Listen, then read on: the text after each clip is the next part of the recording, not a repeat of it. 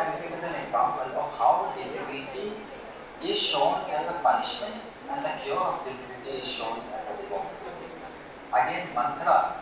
Interestingly, we all know about Mantra's wiles and how she dealt with Kaikeyi in order to make Bharat the regal prince instead of Ram, which resulted in the exile of Ram along with Sita and Lakshman for 14 years. But interestingly, if you go and read Ramayana, you will find that the character of Mantra is introduced only after, in chapter 7 of Ayodhya, right after Dasharath decides to make Ram the regent. So basically the narrative moves in a way that mantra is only introduced so that her hunchback and her deceitful behavior can be ascribed together, not just ascribed together. And this is what happens that it in a lot of ways creates the evil portrayal of disability, the portrayal of disability as an evil. So this is a mantra's idea. So in all three examples, Dhritarashtra, Ashwagandha and Mantra, you will find that our cultural narratives have always addressed disability in some or the other way, and they have made functional uses of disability in narrative and also in people's lives.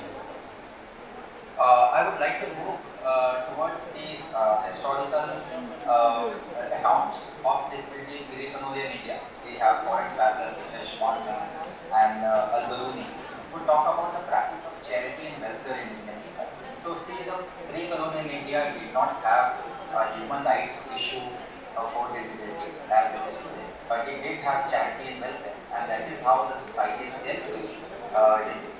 In fact, in the Srimad Bhagavad Gita, the forms of charities are prescribed as Arth, Vidya and Abhay. That means you have to give the dawn of money, education and courage. However, in general practices, it was only the monetary charity that could do it.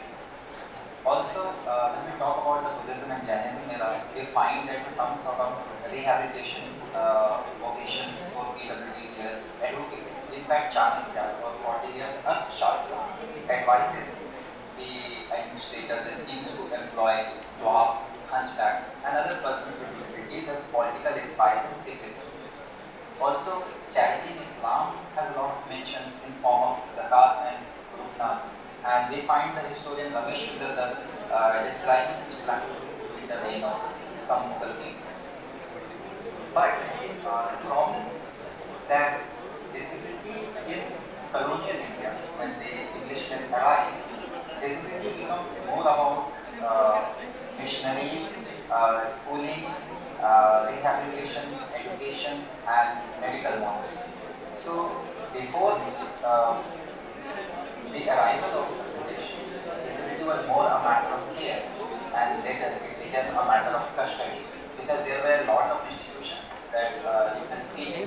There were special schools for the deaf in Mumbai in 1984, and then for the visually impaired or the blind in Amritsar in 1887. And these were mostly the result of Roman Catholic intervention and missionary interventions in terms of education and health. So also during the colonial rule, there were a lot of acts and regulations such as the Indian Pregnancy Acts of 1858 and then 1912, the Labour Act of 1898. These were some acts and regulations that encompassed or at least addressed persons with disabilities in our country. Now, with the independent India, we see that human rights should arise and they take stock of disability, which you can find in 1948 Agenda of Human Declaration of Human Rights.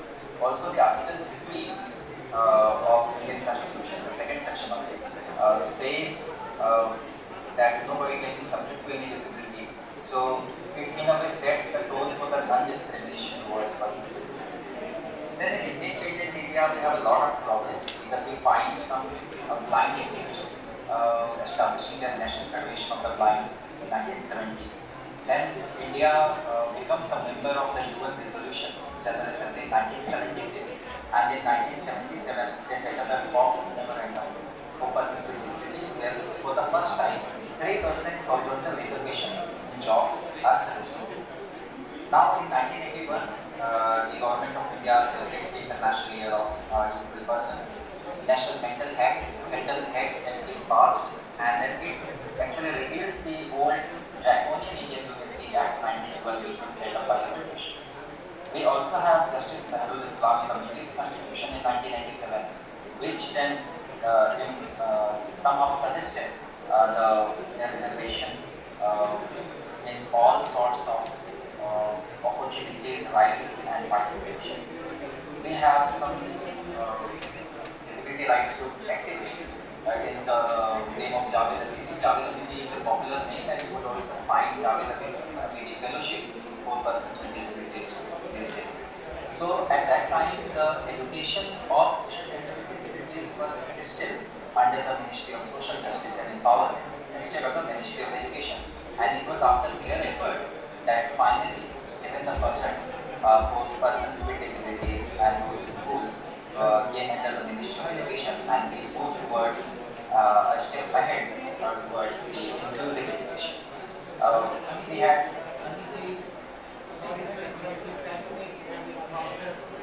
sure, sir. I'll move towards the Accessible India campaign. Okay. Okay. Okay. We should, since we have this time, so we'll be talking about barriers first. What you see on the screen on the left, you can understand that if the scaling of issue is making the bus inaccessible, while on the right you find particularly ramp. And on the left you see a design for complete accessibility of wheelchairs to buses, and on the right you find a really good example of Delhi bus stop, where you find low floor buses and well-designed bus stops. And this is what the government has been trying to do for the last 3 decades, and for the past 9 years after the declaration of rights for persons with disabilities Act in 2016. We have a lot of development coming up. If I could name some data, I would like to tell you that till December 2014, there were only 143 escalators and 97 lifts available at railway stations across India. But now, by December, the government of India declared 597 railway stations accessible under the Accessible India campaign, and by the last December, they had more than 1,200 escalators at 372 stations and around 1,300 lifts at 497 stations provided. Also, the Department of Empowerment of Persons with Disabilities, along with the Ministry of Housing and Urban Affairs, have been working to make the infrastructures accessible to the persons with disabilities more than ever. Also, we have been moving towards inclusion at a rapid pace. A lot has been done, but a lot needs to be done.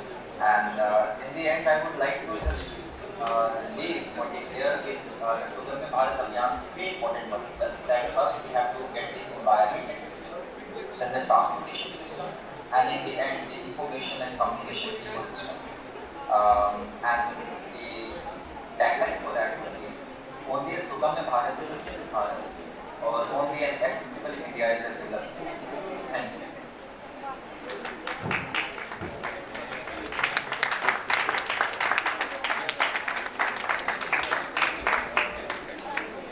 What a point to conclude at this note. Only a Sugambha Bharat is Viksit Bharat, and only an accessible India is developed. So that ensures the accessibility of all.